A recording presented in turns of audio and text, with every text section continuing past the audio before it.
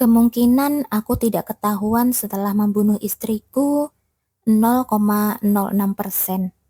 Pagi hariku selalu dimulai dengan menyalakan komputer berbentuk kacamata dan memeriksa satu prediksi masa depan tertentu. Yah, sudah kuduga. Angka itu sudah lama tidak pernah menembus 1%. Kemungkinan aku bisa membunuh istriku tanpa ketahuan.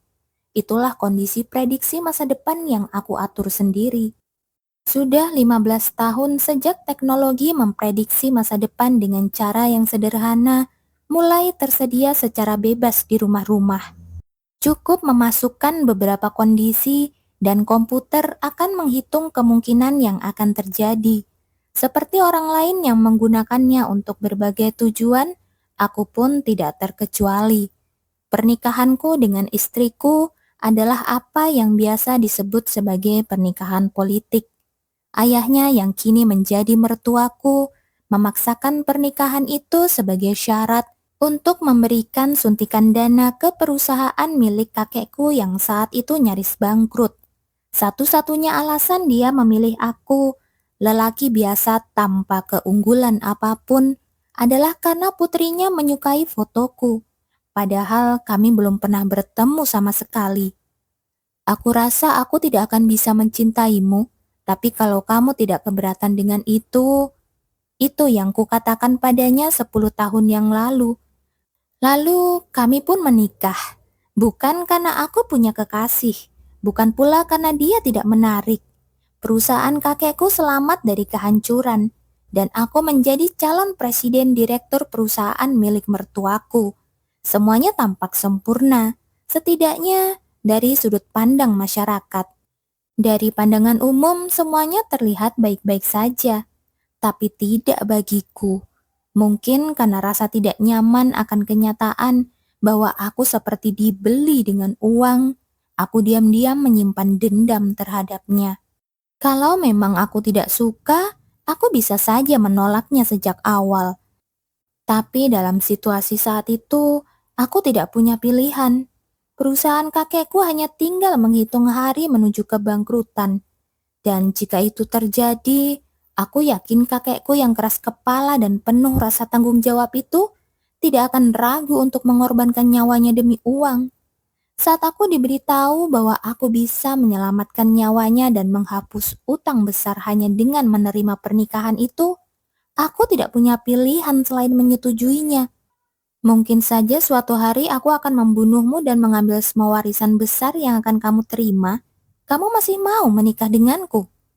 Itu kalimat yang keluar begitu saja dari mulutku tidak lama setelah kami menikah. Dia sempat terkejut beberapa detik, lalu tersenyum dan mengangguk. Itu tidak apa-apa. Aku hanya perlu membuatmu jatuh cinta padaku sebelum itu terjadi, kan? Dia menjawab dengan nada menantang, seperti seorang kesatria yang siap berperang. Dan saat itu juga aku sempat kehilangan kata-kata.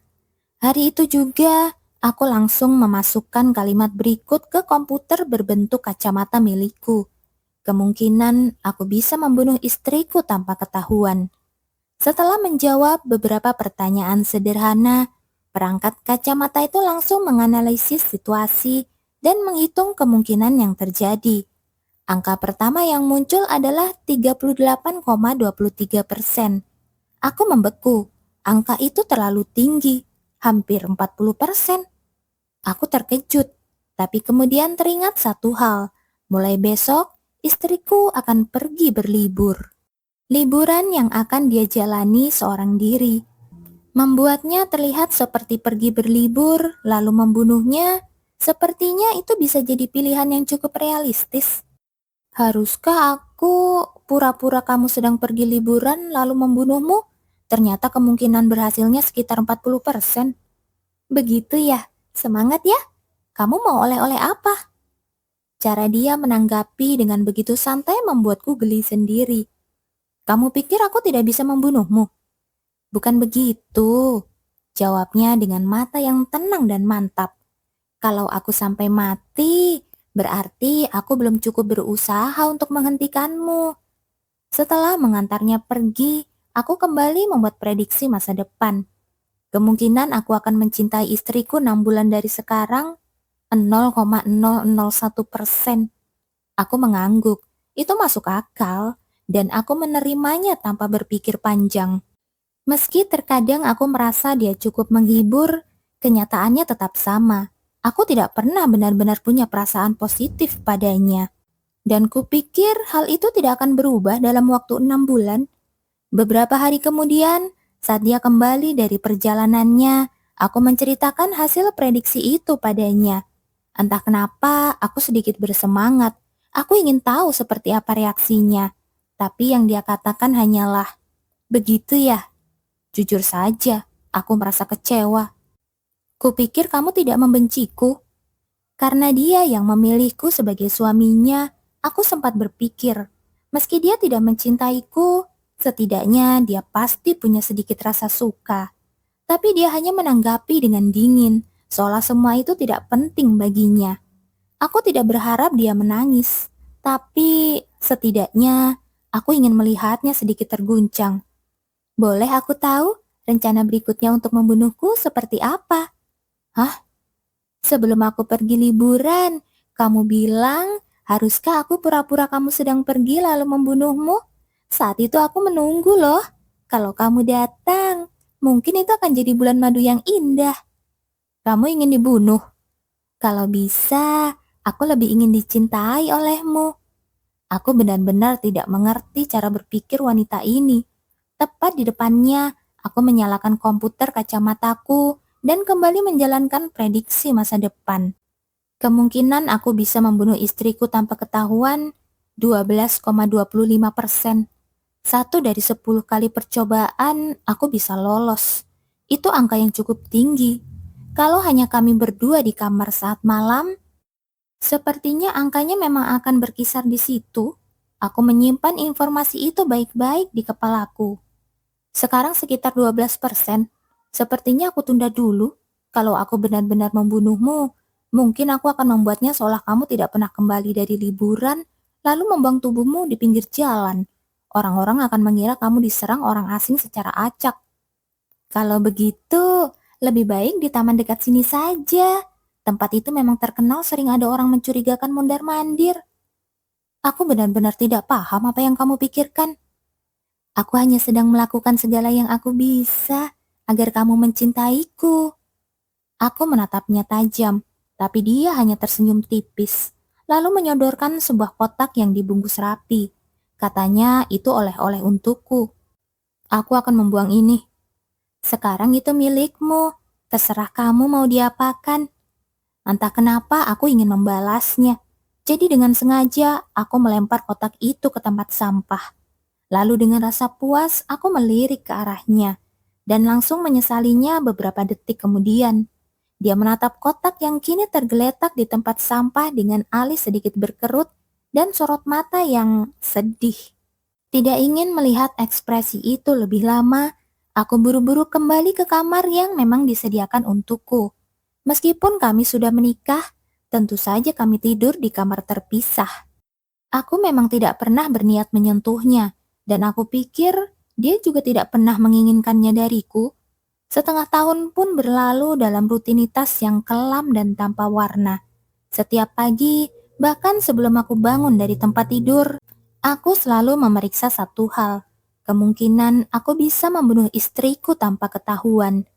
Setelah itu, barulah aku bangkit, berganti pakaian, dan menuju ruang tamu. Pagi ini angkanya 15%. Oh, kalau begitu, hari ini aku bisa sedikit tenang ya. Siapa yang tahu, mungkin kopimu sudah kuisi racun. Hah? Padahal aku baru saja menyeduhnya. Mungkin racunnya sudah kucampurkan sejak kemarin. Kalau begitu, mari kita mati bersama. Ini kopimu. Terima kasih.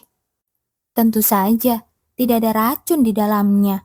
Aku menerima cangkir itu dan duduk seperti biasa. Lalu aku menyantap sarapan yang sudah dia siapkan. Itulah rutinitas kami setiap hari. Kadang kami hampir tidak bicara sama sekali selain percakapan ringan seperti itu. Namun entah kenapa, aku mulai merasa nyaman dengan kebiasaan ini. Aku menyukai bagaimana kami tidak saling mencampuri urusan satu sama lain. Sarapan dan makan malam yang selalu hadir tanpa ku minta juga menjadi nilai tambah tersendiri. Tapi tentu saja, itu bukanlah cinta. Kalau ada yang bertanya, apakah kamu mencintainya? Jawabannya masih akan tetap sama. Tidak. Begitulah waktu terus berjalan. 2 tahun pun berlalu. Sebagai pasangan suami istri, mungkin kami sudah rusak. Tapi sebagai sebuah keluarga, kurasa kami akhirnya berfungsi. Lalu tiba-tiba, tanpa aba-aba, dia bilang ingin pergi berkencan. Aku tidak mau pergi, tapi aku mau. Ayo ke akuarium hari ini. Aku tidak mencintaimu, bahkan aku tidak menyukaimu. Tapi aku mencintaimu. Lalu kenapa? Batinku. Kenapa dia tiba-tiba berpikir kalau kita bisa mulai bertingkah seperti pasangan normal? Merasa kesal, aku menatapnya tanpa berkata apa-apa. Tapi dia hanya tersenyum tenang dan tak tergoyahkan. Kamu yakin? Benar-benar yakin mau menyia-nyiakan kesempatan ini? Apa maksudmu? Kalau kamu menerima ajakanku sekarang, mungkin kamu bisa membunuhku loh. Bukan cuma ingin membunuhmu, aku ingin melakukannya tanpa ketahuan. Kalau sampai tertangkap, itu percuma. Tepat sekali, kamu masih ingat persentase pagi ini? Tadi itu sekitar 5,7% kan? Iya, bukankah belakangan ini makin turun? Kamu nggak apa-apa dengan itu. Kalau kamu mau ikut aku jalan-jalan, mungkin angkanya bisa naik di suatu tempat. Misalnya, kalau aku ditusuk dari belakang saat kita di keramaian dan nggak ada bukti yang bisa mengaitkanmu, kamu bisa lolos kan? Tapi untuk itu, kita harus ke tempat ramai dulu. Kamu terdengar senang sekali saat bicara soal dibunuh. Hari ini aku ingin suasana hatiku cerah. Tenang aja, aku akan membiarkan punggungku terbuka untukmu, supaya bisa ditusuk. Atau kamu bisa memelukku juga kalau mau. Aku ikut tersenyum mengikuti tawanya. Pada akhirnya, aku lebih seperti didorong-dorong olehnya. Dan akhirnya kami pun pergi kencan. Yang pertama sejak kami menikah hampir 3 tahun lalu. Kalau harus memilih antara senang atau tidak, aku jelas akan bilang kalau aku senang. Sudah lama sekali sejak terakhir kali aku pergi ke akuarium. Dan mungkin aku terlihat jauh lebih bersemangat daripada seharusnya di usiaku sekarang. Hari itu, aku bahkan tidak sempat memeriksa kemungkinan keberhasilan pembunuhan. Hatiku terlalu penuh dengan kegembiraan. Aku masih ingat betul perasaan hangat itu. Rasa syukur kepada wanita yang tersenyum di sampingku saat itu. Menjelang malam, kami memutuskan untuk tetap makan malam di rumah seperti biasa. Saat melihat meja makan yang penuh dengan makanan favoritku, aku akhirnya melirik ke kalender. Ulang tahunku. Oh, kamu lupa ya? Padahal aku berniat merayakannya setiap tahun.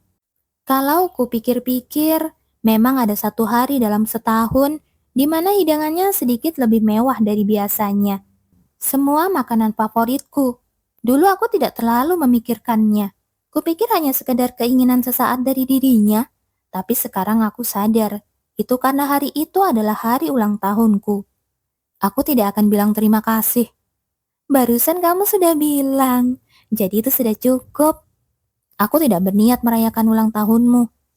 Itu hanya sesuatu yang ingin aku lakukan, jadi jangan dipikirkan. Terima kasih karena sudah lahir ke dunia. Sama-sama. Sekarang kalau kupikirkan lagi, mungkin aku hanya malu saja. Tapi saat itu, aku benar-benar bingung dan hanya bisa bertanya-tanya dalam hati. Apa wanita ini baik-baik saja? Setelah hari itu, sikapku tidak berubah. Begitu juga dengan dia. Namun, kami mulai pergi keluar bersama sekitar sebulan sekali. Aku untuk membunuhnya, dan dia untuk pergi berkencan denganku. Kalau kamu bertanya apakah aku benar-benar berniat membunuhnya, jawabannya cuma satu. Memang benar aku tidak punya perasaan baik terhadapnya. Dan ada kalanya aku berpikir akan jauh lebih mudah kalau dia mati. Tapi resiko untuk membunuhnya terlalu besar. Hal yang jelas tidak akan dilakukan oleh pengecut sepertiku. Itu hanya kebetulan menjadi topik pembicaraan yang sempurna antara aku dan istriku. Dan dia mungkin sudah tahu itu. Dia tahu dan tetap menjadikannya bahan obrolan. Dan aku, dengan segala kesadaranku, tetap ikut bermain dalam permainannya. Kenapa? Aku sebenarnya punya sedikit bayangan, tapi segera kututup rapat-rapat. Bagaimanapun juga, sekarang sudah terlambat. 2 tahun lagi berlalu, kami telah menikah selama 5 tahun. Hari ini hanya 2,56%. Parah, terlalu rendah. Aku lega, kedamaianku sepertinya akan terus berlanjut. Kamu gak pernah berubah. Kamu itu definisi dari kedamaian ya? Enggak juga, ikan hari ini gosong semua. Punyaku baik-baik saja. Punyamu itu aku masak ulang buru-buru. Nih, lihat punyaku, gosong semua. Dia menunjuk ikannya sambil tersenyum kecut. Aku menukar piringnya dengan milikku, lalu mulai menyantap sarapan.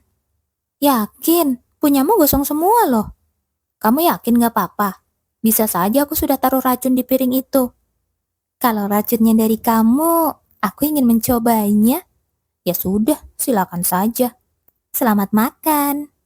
Sambil menyantap sarapan seperti biasa, aku sempat melirik ke arah jam. Selain jam, tanggal juga tertera di sana. 5 tahun telah berlalu. Sejujurnya, aku merasa mungkin inilah saatnya. Saat duduk di seberangnya dan menikmati sarapan, aku menyalakan prediksi masa depan seperti biasa. Lalu menghela nafas saat melihat angka yang tercantum di lensa kacamataku. 1,52%. Seperti yang kuduga, rendah. Angka yang tadi pagi kukatakan padanya 1% lebih tinggi dari ini. Ngomong-ngomong, tambahan 1% itu cuma karena aku bersikap keras kepala saja. Aku pernah ngobrol dengan seorang teman yang cukup paham tentang sistem prediksi masa depan ini. Kukatakan padanya tentang hasil-hasil prediksiku dan juga soal pernikahanku.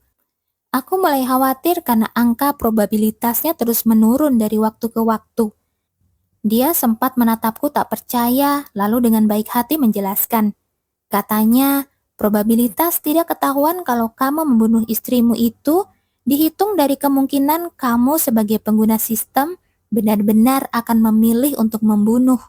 Dengan kata lain, penurunan angka dari tahun ke tahun mungkin mencerminkan perubahan dalam perasaanku sendiri. Kedengarannya konyol, tapi setelah memikirkannya, aku justru makin gelisah.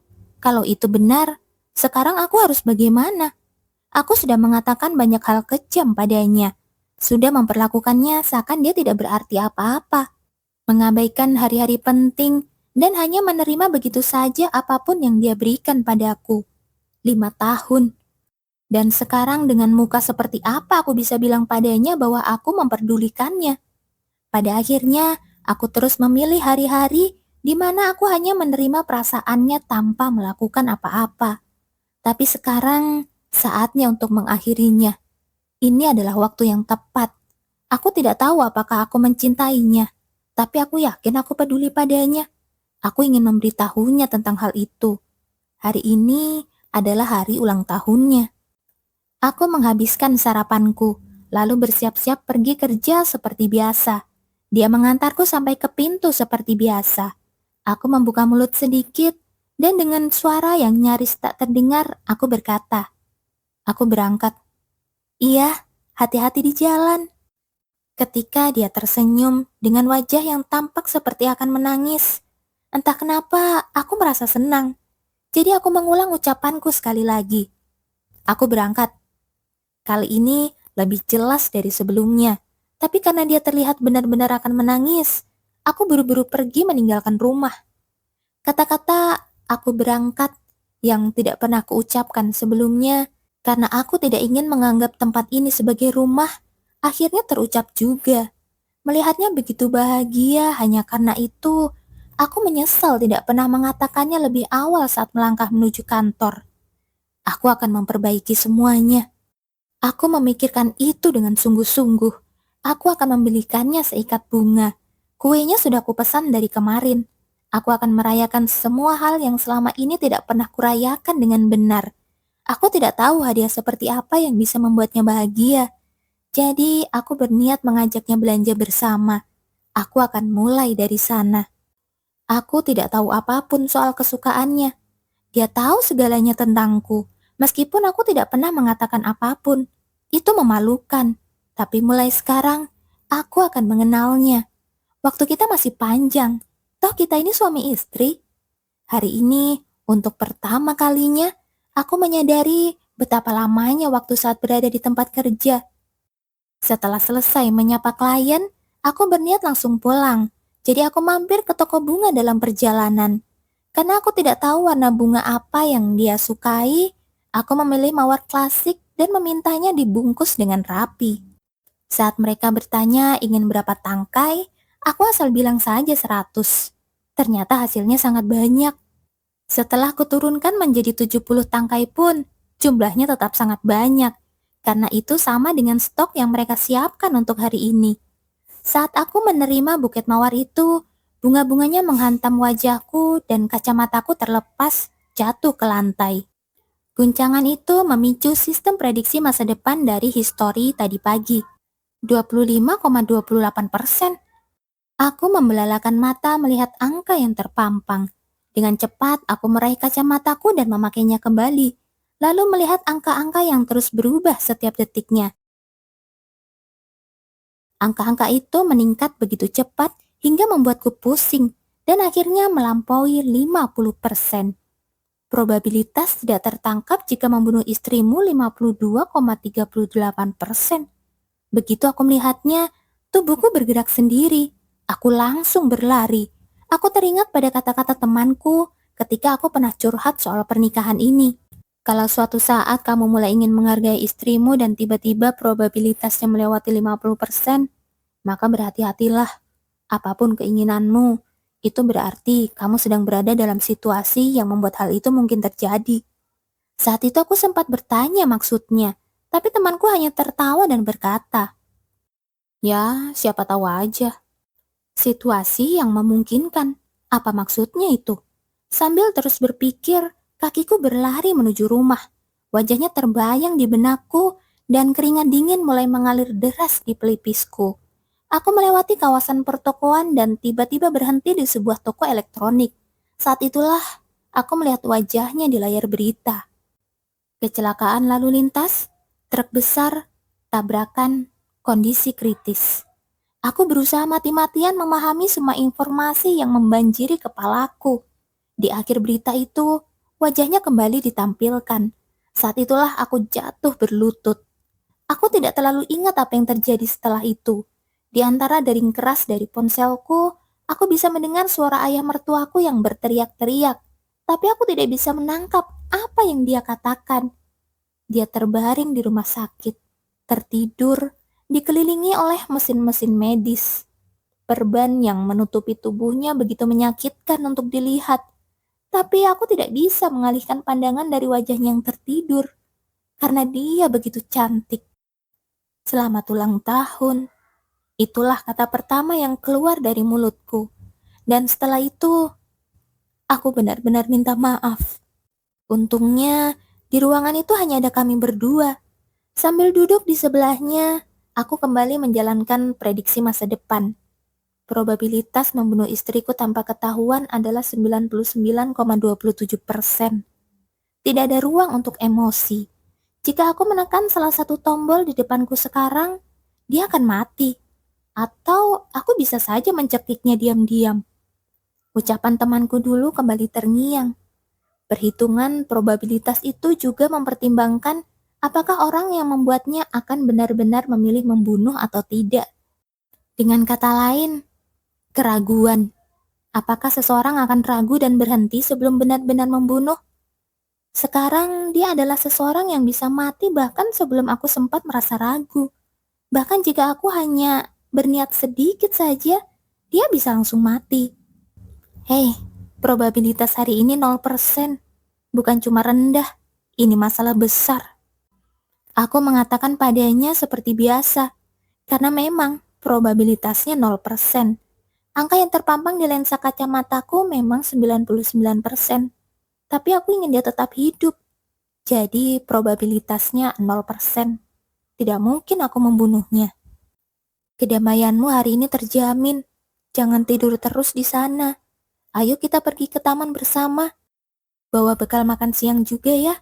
Aku belum pernah mengatakannya, tapi aku benar-benar suka tamagoyaki manis buatanmu. Ayam goreng buatanmu juga enak. Aku selalu memakan bekal yang kau buat dengan penuh usaha itu dalam diam. Meski begitu, karena kau selalu tersenyum begitu bahagia, aku meyakinkan diriku sendiri bahwa itu sudah cukup. Aku dengan lembut mengelus pipinya yang mulai terasa dingin, seolah berusaha menghangatkannya. Dalam diam, aku berharap rona merah yang biasanya akan muncul di sana. Hari ini, aku baru tahu untuk pertama kalinya kalau kamu ingin aku mengucapkan aku berangkat padamu. Aku tidak pernah mengatakannya karena harga diri anehku. Padahal tempat itu sudah lama menjadi rumahku. Aku membuatmu menangis kan? Aku penasaran, apakah kamu juga menangis saat aku tidak ada? Apa itu bentuk kesombonganku? Aku tidak akan membuatmu menangis lagi. Sungguh, aku bersumpah. Isak tangis mulai terdengar dari tenggorokanku. Hidungku terasa perih menahan tangis, dan akhirnya aku tidak bisa menahan air mataku lagi. Aku benar-benar minta maaf. Terima kasih karena telah menungguku selama ini. Saat ini, aku benar-benar ingin mendengar suaramu. Aku menggenggam tangannya begitu erat hingga hampir memucat, dan aku menangis terseduh-seduh. Aku tidak yakin apakah aku berhasil mengungkapkan perasaanku dengan baik, tapi tetap saja aku merasa harus menyampaikan ini. Aku mencintaimu. Kembalilah Yuri. Pada ulang tahun pernikahan kami yang keenam, kami melewatinya di ruang rumah sakit. Hari ulang tahun pernikahan kami dan hari ulang tahun Yuri berdekatan, dan hampir genap setahun sejak ia terbaring di tempat tidur. Yuri jatuh ke dalam kondisi yang biasa orang sebut sebagai vegetative state. Aku benci menyebutnya begitu, istilah yang menjijikkan untuk menggambarkan dirinya. Tapi saat menjelaskan kondisinya kepada orang lain, aku terpaksa menggunakannya. Saat aku mengatakan padanya bahwa aku harus memperkaya kosakataku dalam hal ini, aku merasa hari itu senyumnya terlihat lebih indah dari biasanya. Setiap hari, aku mengganti bunga di kamar, persis seperti yang selalu Yuri lakukan untukku dulu. Dan aku bercerita padanya tentang hal-hal sepele. Aku membersihkan tubuhnya, dan jika cuaca cerah, aku buka jendela dan kami berjemur bersama di bawah sinar matahari. Masalah makanan masih jadi tantangan, tapi aku terus belajar dengan keras, bertekad untuk memberinya masakanku sendiri begitu dia terbangun nanti. Yuri, kemungkinan hari ini 0%. Kedamaianmu aman juga hari ini. 96,78%.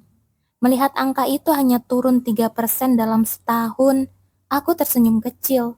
Tidak apa-apa, aku masih bisa menunggu. Aku bisa menunggu selamanya, jadi tidak perlu terburu-buru. Beberapa hari yang lalu, dokter berkata padaku, tolong pertimbangkan kemungkinan untuk menghentikan alat bantu hidup. Dia bilang peluang untuk pulih sangatlah kecil. Aku meninjunya karena marah, dan sekarang aku benar-benar menyesalinya. Jadi, Yuri, saat kamu bangun nanti, tolong jangan marah padaku ya. 6 bulan kemudian, ayah mertuaku sepertinya sudah menyerah. Tapi aku belum. Aku terus berjuang menahan keinginan untuk menyerah. Dengan putus asa terus bicara padamu, meski kamu tidak pernah merespon. Dan sekarang, 6 bulan setelah itu, usia pernikahan kita sudah 7 tahun. Saat menatap Yuri yang masih belum juga membuka mata, aku berpikir tentang 5 tahun pertama pernikahan kami. Saat aku tidak pernah merespon dirinya. Apakah rasanya seperti ini? Harus menghadapi diriku yang tidak pernah menjawab. Apakah aku telah membuat Yuri merasakan kehampaan seperti ini? Meskipun ini ulang tahunnya, semuanya terlihat buram di mataku, dan aku tidak bisa berbuat apa-apa. Tanpa mengusap air mata yang terus mengalir di pipiku, aku berbicara pada Yuri. Selamat ulang tahun. Aku membeli buket mawar yang dulu belum sempat kukirim padamu. Kali ini 100 bunga. Keren kan? Nanti saat kamu bangun, kita pergi beli kado bareng ya. 7 kali lipat. Kamu boleh minta apa aja yang kamu mau. Aku sama sekali nggak tahu kamu pengen apa. Jadi, bilang ya nanti. Hari ini juga kemungkinannya 0%. Kenapa kamu masih saja terbaring di situ? Apa warna favoritmu? Apa hobi yang kamu sukai?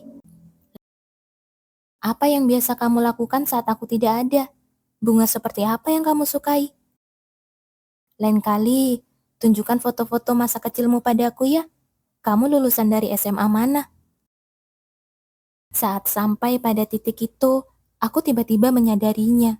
Aku tidak menyadari bahwa angka-angka itu terus menurun. Angka-angka itu terus saja turun. Berbanding terbalik dengan itu, detak jantungku malah naik drastis.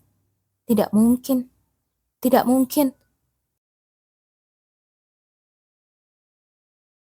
0,001%. Selamat pagi. Hari ini tidurmu benar-benar lama ya. Di balik masker oksigen, bibirnya yang terbentuk indah tersenyum lembut.